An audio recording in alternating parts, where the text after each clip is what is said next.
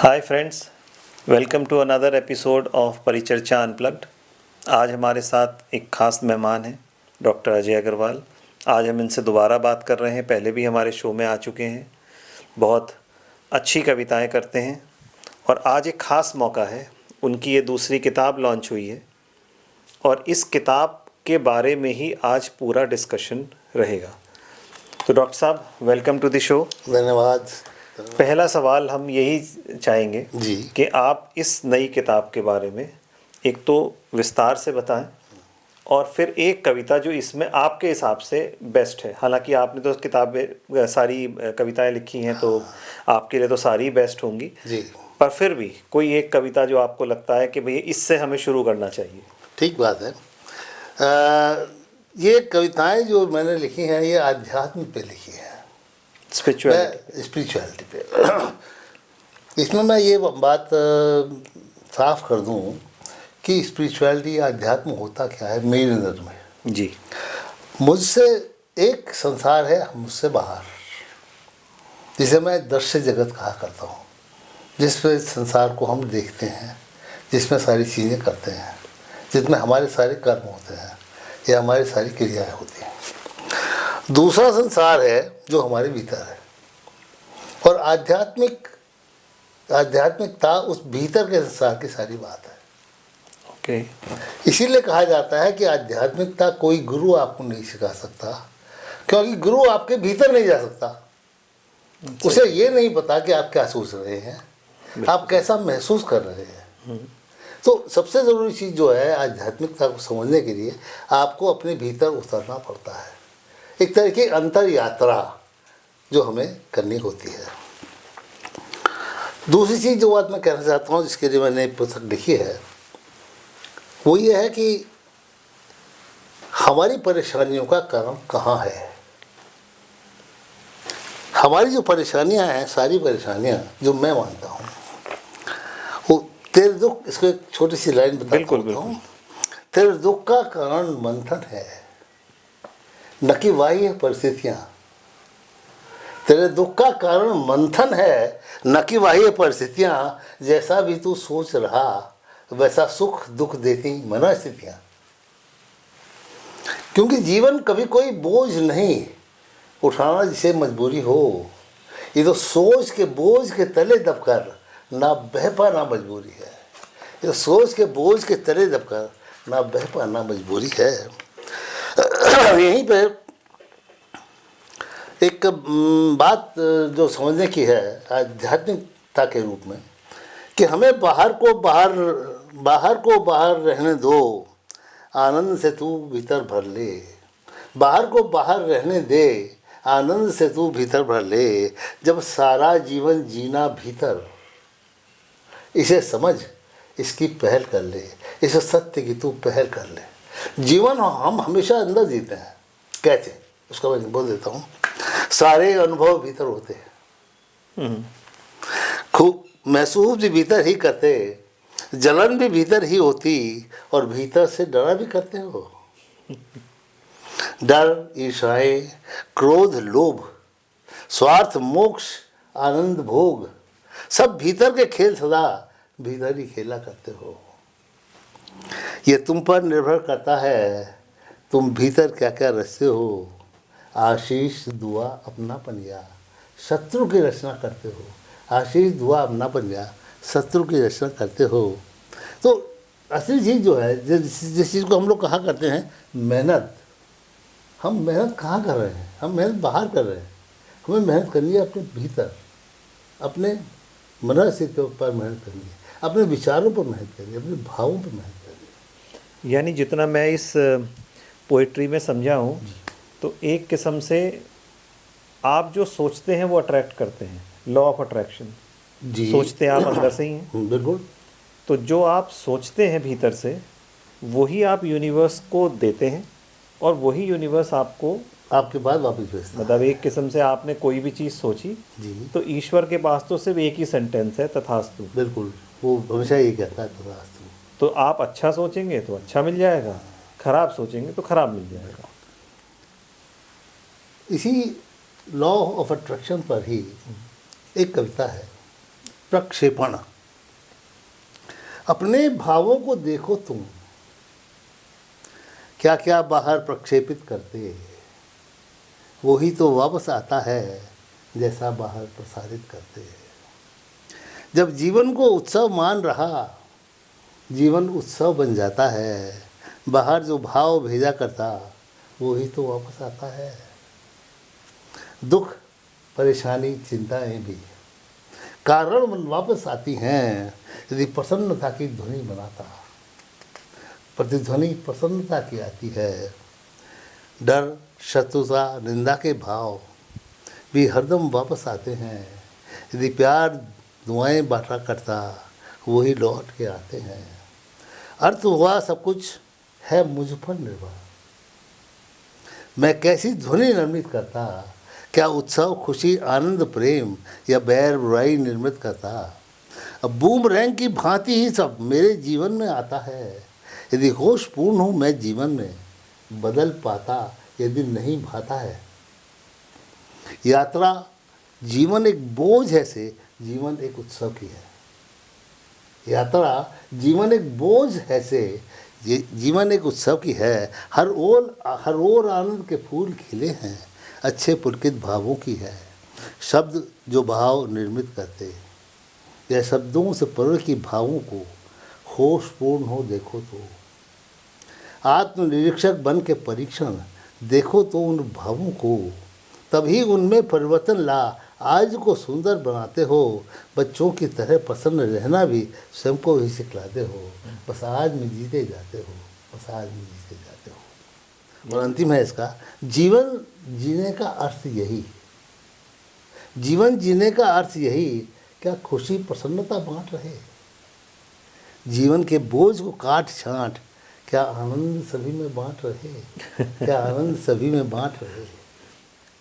तो जितना मैं अभी इस कविता से और समझा हूँ, एक तो पावर ऑफ नाउ के बारे में, और एक इसमें आपने जिक्र किया था कि जैसे गुरु जो है वो आपके अंदर नहीं जा सकता। जी, जिसे तो हम टीचर हाँ, कहते हैं, जिसे या हम टीचर जी, कहते हैं। जी।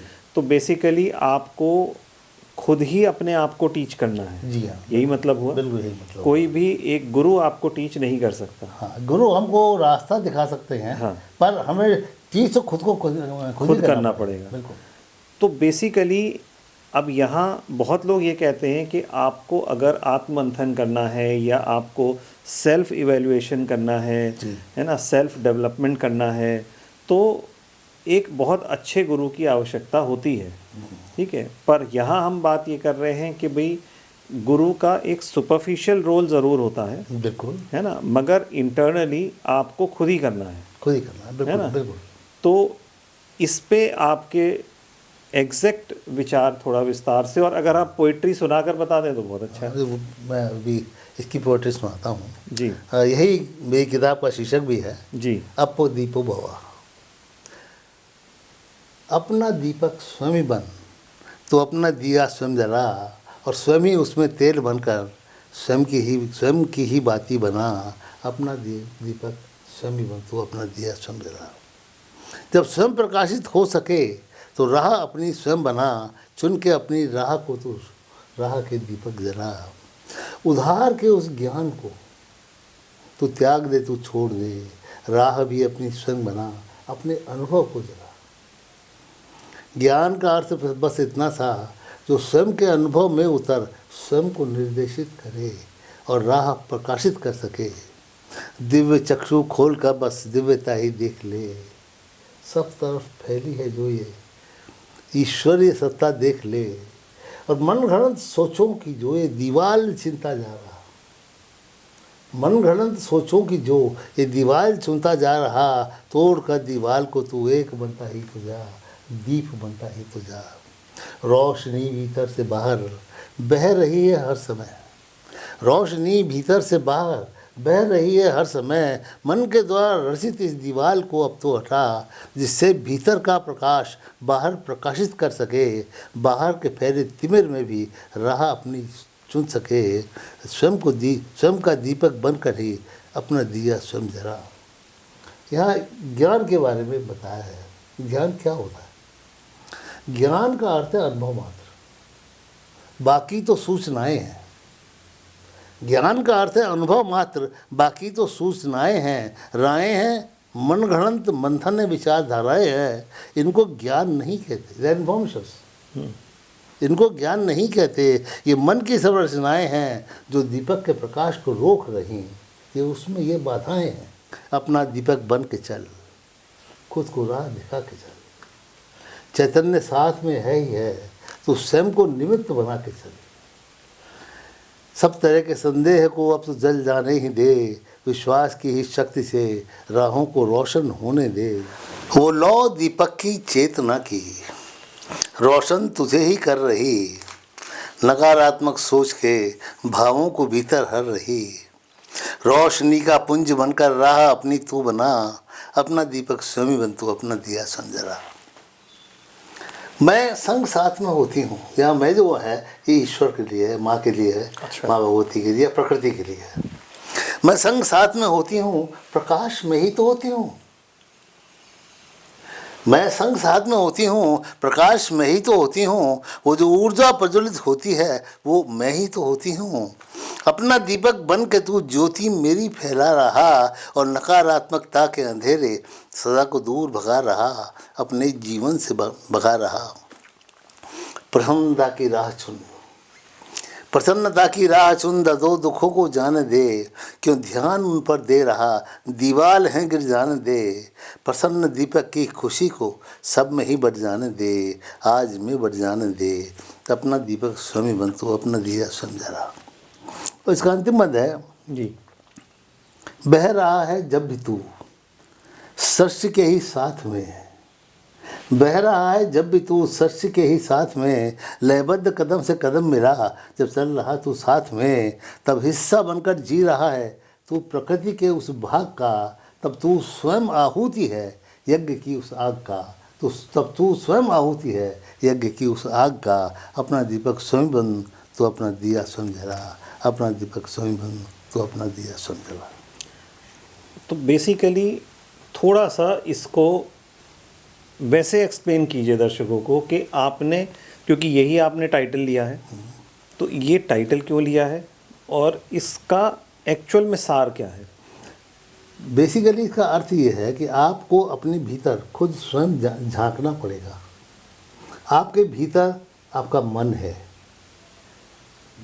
मन से आपको दूरी बनानी पड़ेगी। अगर बहुत नज़दीक हो जाती है कोई चीज़ आँख के, तो दिखाई नहीं देती।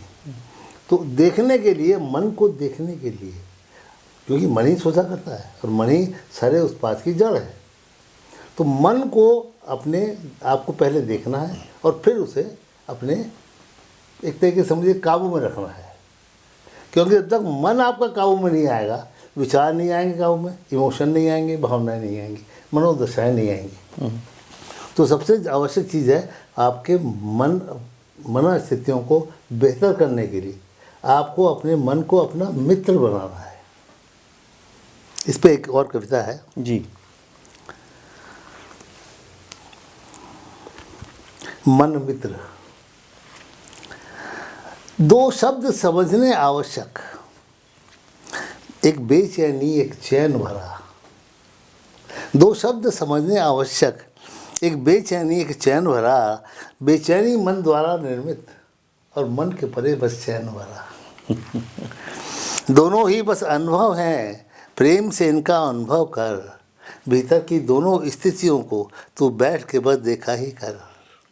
तू पाएगा बेचैनियाँ सदा सोच से ही निर्मित होती, और चैन के लिए इन सोचों की अनुपस्थिति ही काफ़ी होती। जब चैन से तू अब में जीता पुलकित प्रसन्न हो जाता है। जब बेचैनी को मन ही नहीं, सब अमन चैन हो जाता है। अमन, अमन का मतलब मन नहीं है। बेचैनी के लिए आवश्यक, मन में अनावश्यक राहें हों, चीज़ों को स्वीकार न करने की अनावश्यक चाहें हों, कुछ विवेचनाएँ आलोचनाएँ, कुछ इच्छाएँ कल्पनाएँ हों, जल्दी जल्दी की इच्छाएँ और अविवेकी चिंताएँ हों। मन के द्वारा गढ़े गए जब ये सारे ही आकलन, मन स्वयं ही छोड़ दिया करता, तब अमन चैन हो जाता है। इसलिए तू मन को अपना मित्र बना, मन मित्र बना। यदि शत्रु बनाया इसको तो रायों में फंसा ही डालेगा, रायों में फंसा ही डालेगा। फिर रायों सोचो मूल्यांकन के जालों में फंसा के मारेगा। फिर जो चाह के भी इससे बाहर कभी निकल ना पाएगा। जितनी ज़्यादा कोशिश होगी उतना ही फंसता जाएगा। अतः मन को अपने मित्र बना, मन मित्र बना, तभी ये मन अपने भीतर से तुझको राह दिखाएगा। तभी ये मन अपने भीतर से तुझको राह दिखाएगा। तुझसे सहयोग, अपने सहयोग से ही तुझको अमनीय स्थिति पहुंचाएगा, अमन चैन दिलवाएगा। भीतर से कभी भी युद्ध न कर, न तर्कों वितर्कों में तू रज। क्रोध ईर्षा दोषों के सोचों से स्वयं को अलग ही रख। इस मन को अपना मित्र बना। होता मित्र सदा शुभ चिंतक, मदद करे शुभ चिंतन में। अमन चैन ही पैदा करना उद्देश्य तेरे अंतर मन में। फिर अनावश्यक से विचारों से ये मन तुझे कभी न फंसाएगा। सुंदर सोचों से भरा हुआ तेरा अंतस बन जाएगा।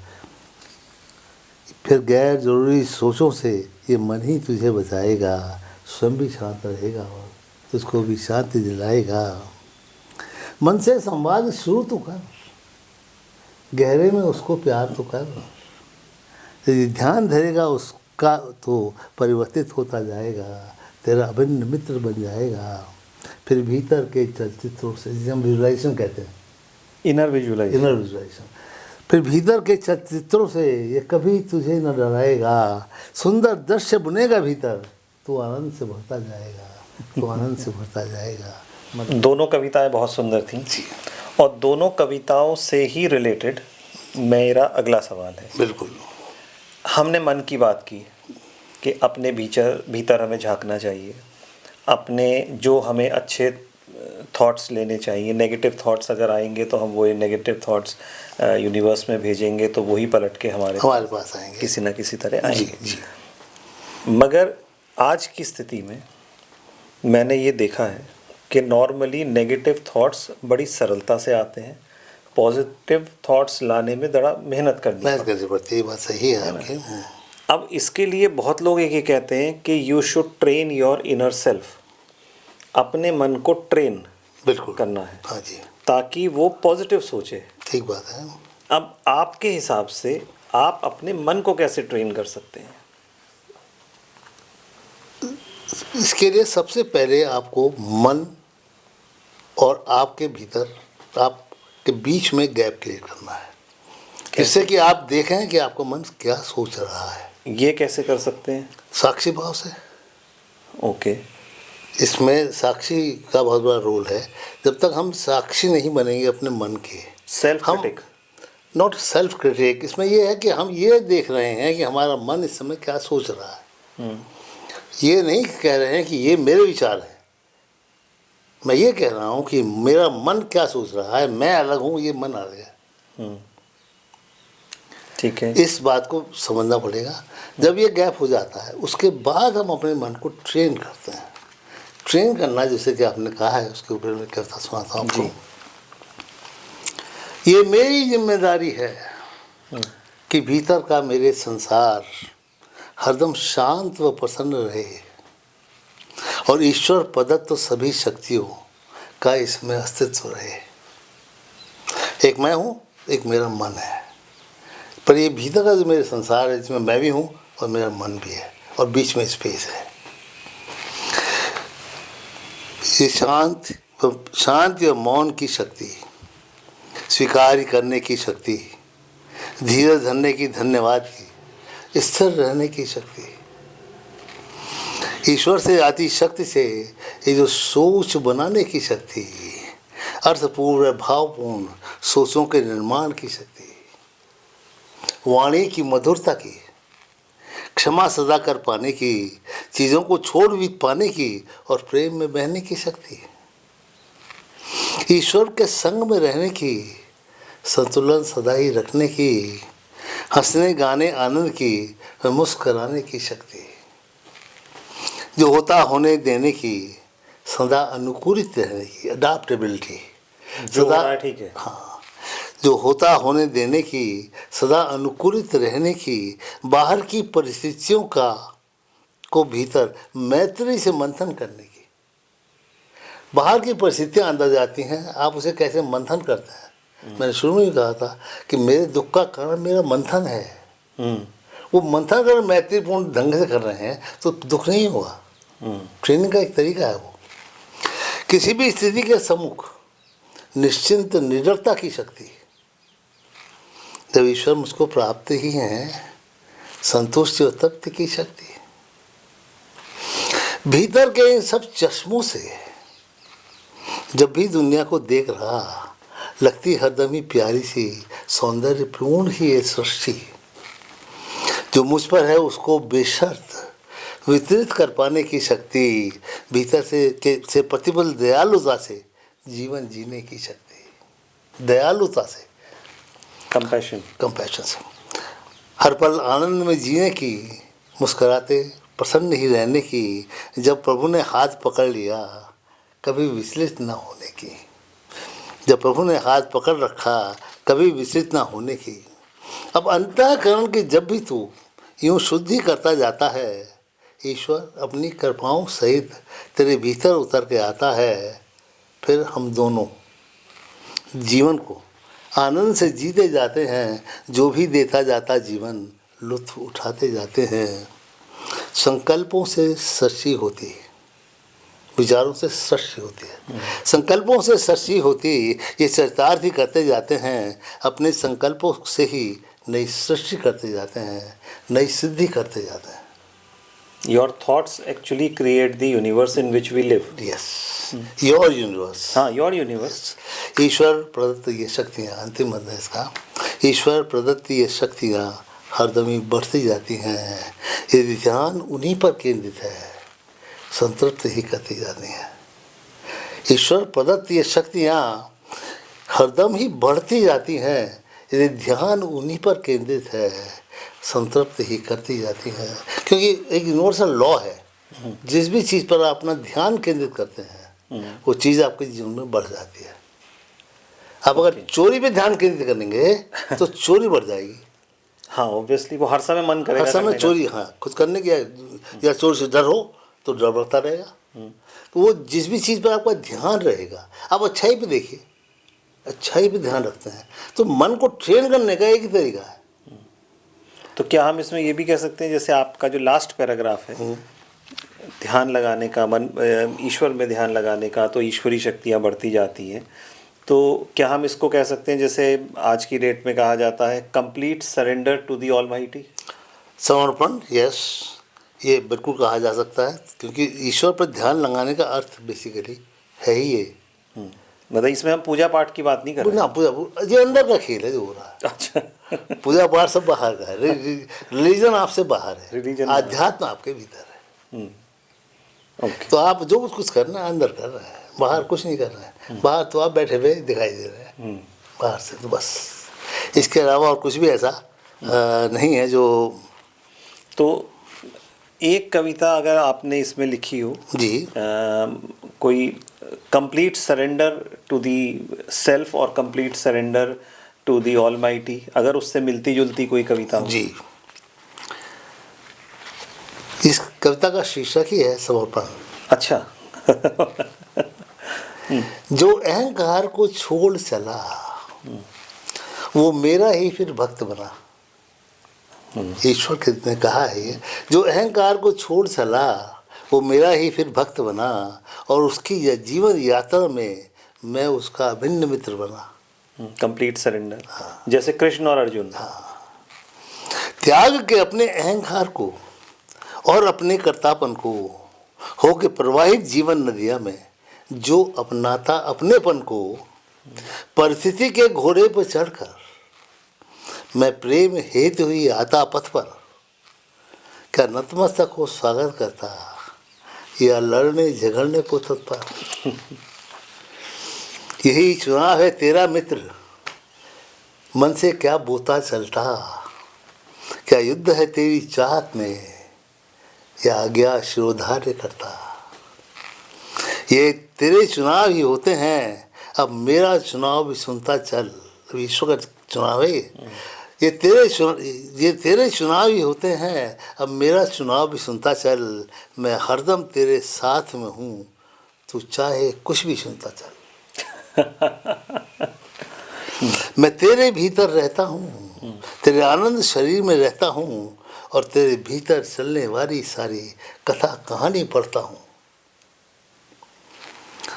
तू अपना मन मुझको दे दे, फिर बहता चल इस जीवन में, जो होता है अच्छा होगा। जी आज और अभी के क्षण में, इच्छाएं आशाएं राहें, भविष्य की सब कल्पनाएं।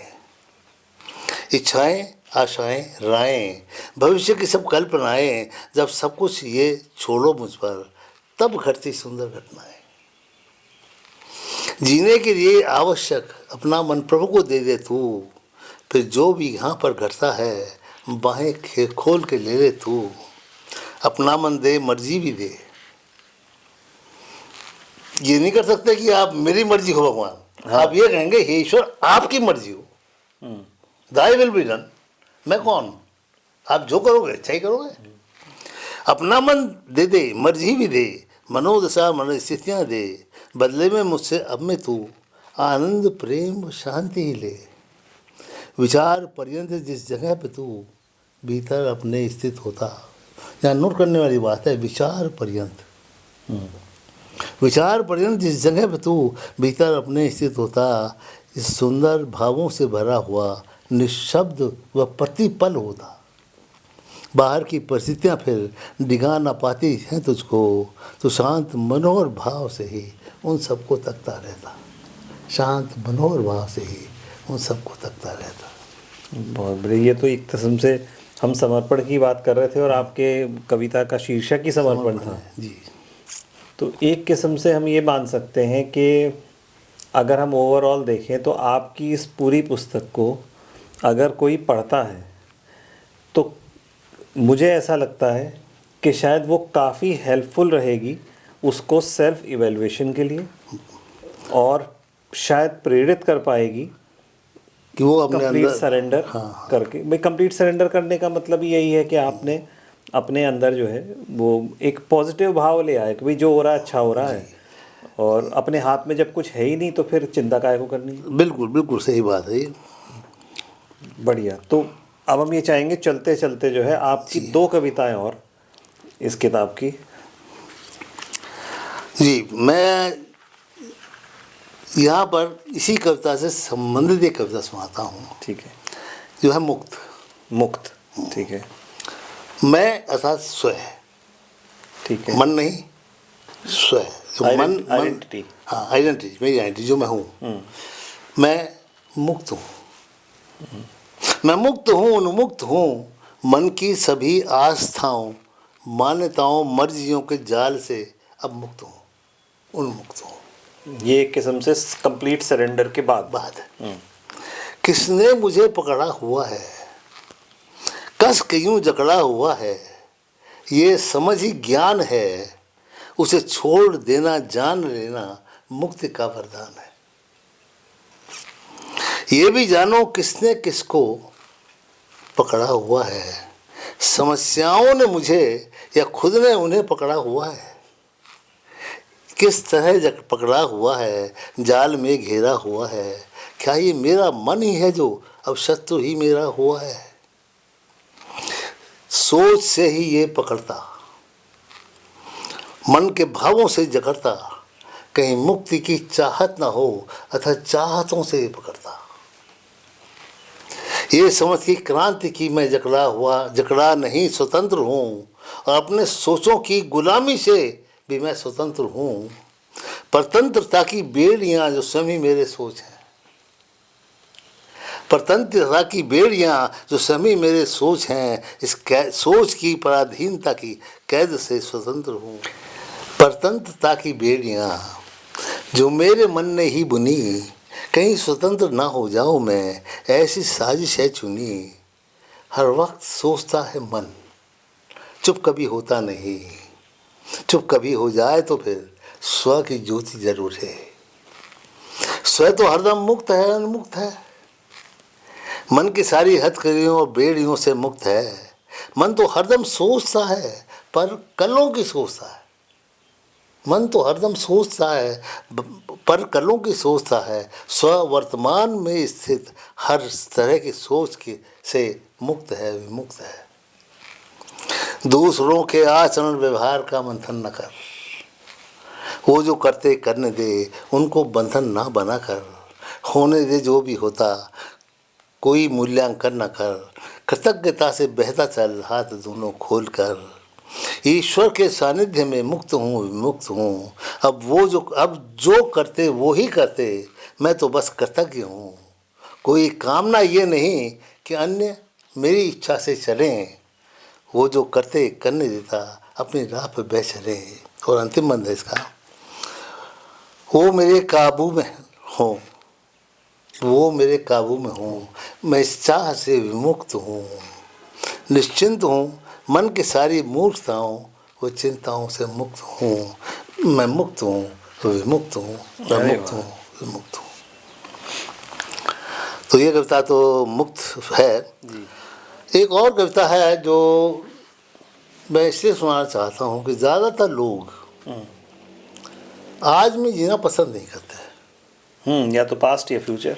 ज़्यादातर फ्यूचर के बारे में सोचते हैं, फ्यूचर फ्यूचर फ्यूचर। हर व्यक्ति से फ्यूचर की बात करता है और छोटा बच्चा आज नहीं जीता है। तो ये कविता कुछ हद तक उन लोगों के लिए अधिक प्रेरणादायक होगी। आज कल में ढल रहा, आज कल में ढल रहा। क्योंकि आज की ही आपकी जो मनस्थिति है उससे ही तो बोते हैं आप। जो एक्शंस आप इस समय करेंगे वही फ्यूचर तय जी करेगा। जी। कल की चिंताओं में तुम क्यों आज दुबले हो रहे, कल की चिंताओं में तुम क्यों आज दुबले हो रहे। छोड़ करके सब कलों को आज में ही जी तो ले। आज ही तो ढल रहा है आने वाले कल में भी। आज यदि आनंद है तो कल मिलेगा ही मिलेगा ही मिलेगा ही। आज के निर्णय ही तो कल को प्रभावित कर रहे हैं। आज की खुशियों का झरना कल बहेगा ही बहेगा ही बहेगा ही। आज के संकल्प तेरा कल बनाते जा रहे। ध्यान से रिश्ता यदि तो कल बनाते जा रहे। आज जो बोता है उसको कल तो काटेगा ज़रूर। पुष्प यदि बोया है अब में, कल खिलेगा ही खिलेगा ही खिलेगा ही।